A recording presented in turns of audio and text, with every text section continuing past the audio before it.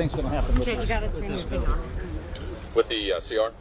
Yeah. Well, all indications are there's not going to be any Democrats that support it, including the 5 that support it as a standalone bill. There's going to be a lot more Republicans than that, right? Well, there will some. You know, I know the Speaker's worked hard and the leadership's worked hard, so we'll see where that comes out. But the Speaker believes, as everyone else believes, that we need to make sure our elections are, you know, supported by those who are citizens of the United States of America. Isn't really the question here what happens next, though? I mean, if this doesn't pass, the House doesn't have a very good footing to stand on, and the Senate says, look, you guys can't pass something. Yeah, I think, you know, we have to see what the outcome is, see what the folks that, you know, potentially vote no, what their issues are, and see how we resolve those going forward. It's always the same issue every time you vote for a CR.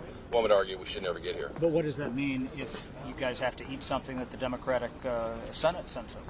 Well, I mean, again, we don't control the Senate, so the Democrats do. We're going to have to find a negotiated resolve to that, and that will happen when it's all said and done. Assuming this doesn't pass, and we have to do it sooner rather than later. Does that mean problems for Mike Johnson, though? I mean, the criticism from some quarters around here is that he's passed bills with Democrats. That's what caught up with Kevin McCarthy this time last year.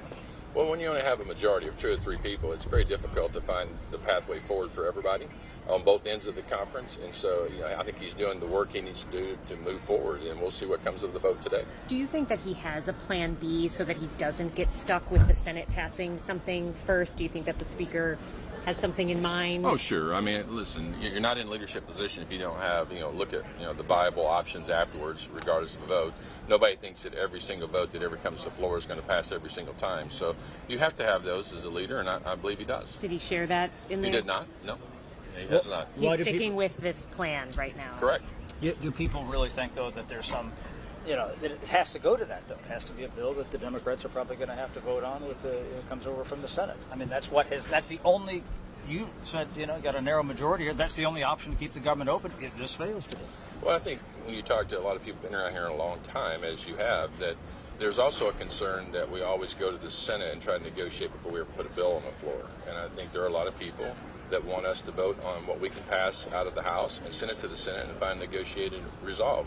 That's the way it's supposed to work. Sometimes when you go negotiate with the Senate, you don't always get what you originally negotiated. So I think the Speaker's doing it right. Again, leadership's working hard to get the votes. Thank you, guys. Thank you.